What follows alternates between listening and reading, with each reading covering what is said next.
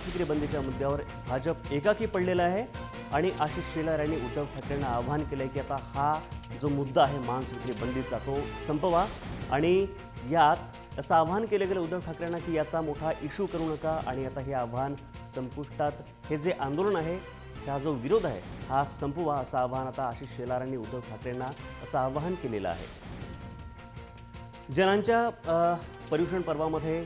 4 दिवस मांस विक्री बंदीचा हा निर्णय घेतला होता, पण यावर आता आशिष शेलारांनी उद्धव ठाकरेंना आवाहन केलं आहे की हा मुद्दा जो आहे हा विषय जो आहे तो आता संपवा आणि पुढे चला असं आवाहन जे आहे ते उद्धव ठाकरेंना आशिष शेलार यांनी केलेलं आहे। या संपूर्ण मुद्द्यामध्ये भाजप एकाकी पडलेला आहे आणि बाकीचे सर्व पक्ष आहे काँग्रेस, राष्ट्रवादी काँग्रेस, शिवसेना यांचं मत असं आहे की यामध्ये कुठलेही बंधन स्वातंत्र्य जे खाण्यावर आहे यावर कुठलेही बंधन आणू नये आणि यासाठी पुन्हा एकदा आता आशिष शेलार यांनी उद्धव ठाकरेंना आवाहन केलेलं आहे।